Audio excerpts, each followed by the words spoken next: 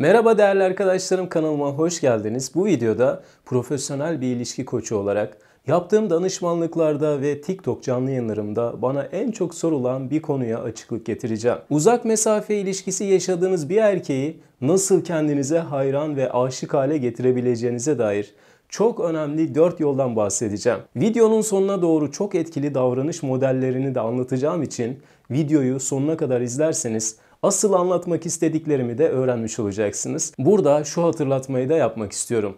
Bu maddelerin hiçbiri erkekler için kendinizden vazgeçmek ya da yapmacıklık değildir. Aksine erkeklerin gözünde daha değerli ve önemli olmanızı sağlayacaktır. Kendinize göre doğru yaptığınızı düşündüğünüz ama aksine sizi değersizleştiren davranışları da bu maddelerde çözüme ulaştıracağız. Hiç vakit kaybetmeden uzak mesafe ilişkisinde erkekleri kendinize hayran etmenizi sağlayacak 4 önemli davranışa geçmek istiyorum. Birinci maddemiz, kesinlikle erkeğin yanına sürekli giden bir kadın olma ve onun da ilişki için çaba sarf etmesine ortam hazırla. Değerli arkadaşlarım, yaptığım danışmanlıklarda uzak mesafe ilişkisi yaşayan kadın arkadaşlarda en çok gördüğüm hatalardan biri erkeğe karşı aşırı fedakar ve yapıcı olmaya çalışmalarıdır. Aşırı fedakar olduğunuz bir erkek bunu baştan itibaren normalleştirmeye başlayacak ve ileride bu şekilde davrandığınız zaman sizi suçlamaya da başlayacaktır. Hatta ondan şu sözleri bile duyacaksınız. Madem yaptıkların için şikayet edecektin, yapmasaydın.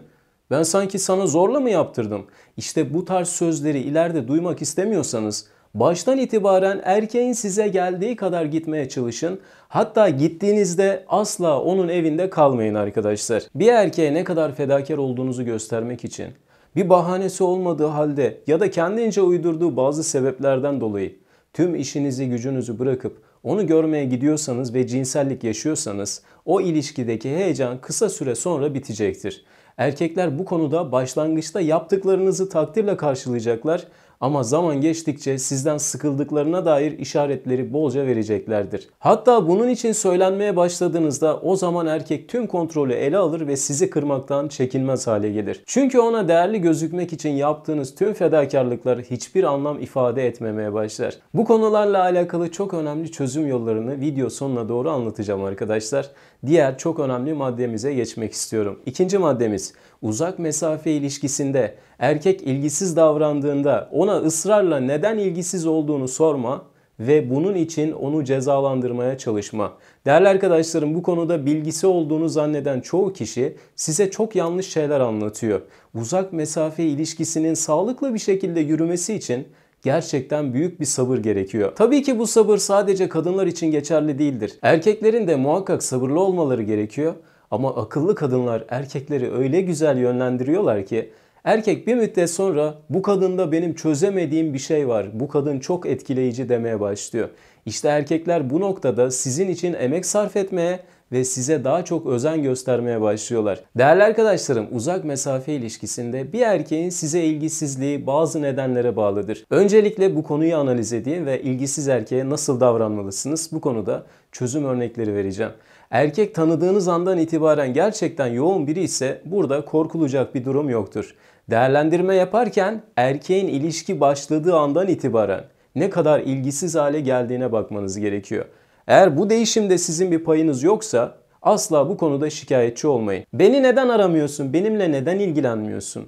Amma çok çalışıyorsun ya. Benimle biraz ilgilensene gibi cümleler size yarardan çok zarar getirecektir. Bu cümleler erkeklerin gözünde daha garanti ve sıradan bir kadın olmanıza neden oluyor arkadaşlar. Bir de son zamanlarda ilişkiler konusunda son derece cahil insanların bazı uydurma sözleri çok fazla ortalıkta dolanıyor. Erkek seninle ilgilenmiyorsa kesin ilgilendiği başka bir kadın vardır tarzında ortaya atılan söylemlere kanarak asla adım atmayın arkadaşlar. Uzak mesafe ilişkisinde meydan okuma ya da iletişimi tamamen keserek ilgi çekmeye çalışarak yapılacak tüm hamleler son derece zararlı ve ilişkinin bitmesine neden olacaktır. Çoğu uzak mesafe ilişkisinin karşılıklı restleşme sonucu bittiğini size net bir şekilde söyleyebilirim. Bir erkek sizle ilgilenmez hale geldiyse bu noktada gerçekten çok ilgili olmaya başladığınız için bu durumu gözlemliyorsanız yavaş yavaş ilginizi azaltın Ama bunu asla iletişiminizi birden keserek yapmayın. Bu tamamıyla erkek egosuyla savaşmak anlamına geliyor. Kendine güvenen bir kadın asla erkeğin egosuyla uğraşmaz arkadaşlar. Sadece kompleksli kadınlar erkeklere savaş açmaya çalışırlar. Bu konuda erkeklerin kadınları kızdırmaya çalışarak üstünlük kurma yöntemlerini de bir erkeğin sizi gizlice denediğini gösteren 7 işaret videosunda açıklamıştım. Onu da açıklama kısmına koyuyorum. Oradan izleyebilirsiniz. Bu konuyla alakalı erkekle ego savaşına giren kadın arkadaşlar ilgisizliğinden dolayı erkeklerle asla konuşmayarak had bildirmeye çalışırken aynı zamanda da erkekten adım bekleyebiliyorlar. Bu uzun süreli bir sessizliğe neden olacak ve erkek geri dönüş yapsa bile ileride mutlaka soruna yol açacaktır. Bir erkek ilgisiz kaldığında bile bu durumdan şikayetçi olmayan, kendi hayatıyla ilgilenen bir kadını kafasında kendine güvenen bir kadın olarak kodlayacaktır. Bir erkeğin kafasında nasıl kodlandıysanız bu kolay kolay da değişmeyecektir arkadaşlar. Şimdi önemli ayrıntıları anlatacağım maddelere geçmek istiyorum. Çok dikkatli dinlemenizi tavsiye ediyorum. Üçüncü maddemiz, özlemesine müsaade et ve çok özlediysen bile bunu sürekli olarak asla söyleme hatasına düşme. Değerli arkadaşlarım, uzak mesafe ilişkisinde en çok yaşanan sorunlardan biri özlemeye imkan verilmeden sürekli arama yapmak ve her anınızı paylaşmaya çalışmaktır. Daha sabahtan itibaren günaydın hayatım, birazdan arkadaşlarımla dışarı çıkacağız, kahvaltı yapacağız. Sonra okula geçeceğiz, oradan da akşam 7 gibi eve geçeceğim. Ama sen müsait olduğunda mutlaka bana mesaj at diyerek gün boyu yapacağınız her şeyi en ince ayrıntısına kadar anlattığınız bir erkek zaten otomatikman sizi merak etmeyecektir. Burası çok kritiktir. Söylediğim cümle kalıpları hem tüm gizeminizi yok ediyor hem de erkeğe beni merak etmelisin, bana mesaj atmalısın, beni özlemelisin diye bir koşul sunuyor. Bunun yerine günaydın hayatım, ben arkadaşlarımla dışarı çıkıyorum demeniz sizi çok daha çekici yapacak ve özlemesine imkan sağlayacaktır. Tabii ki bu söylediklerimi yaparken hiçbir şeyi söylememek ya da sorduğunda cevap vermemek de yapılacak en büyük hatalardandır. Dördüncü maddemiz, geçmişten kaynaklanan güvensizliklerinizi kendiniz çözmeniz gerekiyor. Değerli arkadaşlarım, elbette ki güven her ilişkinin olmazsa olmazıdır. Ama yakınınızda olan birini ikna etmek kolayken uzak mesafe ilişkisinde güven kaybolduğu anda ilişkilerde aniden bitebiliyor. Bu yüzden bu konuda çok dikkatli olmalısınız. Eğer karşınızdaki erkekte güvenilmez bir durum yoksa, bu tamamen geçmişinizle alakalıysa bunu ona ayrıntı vermeden açıklamanız çok önemlidir. Bunu yaparken de asla eski sevgililerinizden bahsetmeyin. Onu bir kıyasın içine kesinlikle sokmayın.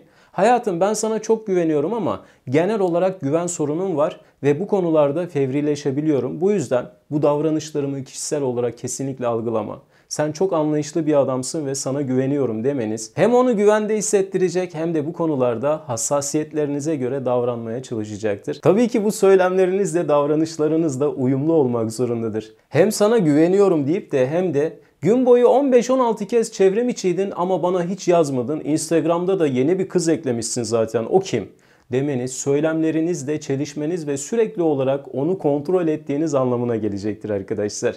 Bu yapılabilecek en büyük hatadır. Eğer erkekte bazı güvensizlikleriniz varsa bunu bir süre gözlemleyin ve bir şey yokmuş gibi davranın. Emin olun zaten eninde sonunda ortaya çıkacaktır. Herhangi bir şey söylemeden bu gözlemlediğiniz durumlara sinirlenip de olur olmaz şeylerden tartışma çıkarmaya da çalışmayın. Zaten uzak mesafe ilişkisinde sizin geçmişinizden kaynaklı herhangi bir güven sorununuz olmadığı halde hiç güven vermeyen bir erkekle ilişki yaşamaya devam etmeniz kendinize vereceğiniz en büyük zarardır arkadaşlar. Geçmişten kaynaklı güven sorununuz varsa asla erkeğin sosyal medya hesaplarını kurcalamayın ve her anını kontrol etmeye çalışmayın. Bu güven sorununuzu gittikçe arttıracak ve bazen hiç olmayacak konuların yanlış anlaşılması yüzünden ilişkinizin bitmesine neden olacaktır. Değerli arkadaşlarım, bu söylediklerim uzak mesafe ilişkisinde genel olarak dikkat edilmesi gerekenlerdi. Bu konuyla alakalı hayatın içinden örneklerle dolu ikinci bir videoda hazırlamamı isterseniz yorum kısmına yazabilirsiniz. Bu videonun da sonuna geldik. Bir sonraki videoda görüşmek üzere. Hoşça kalın, kendinize çok iyi bakın, seviliyorsunuz.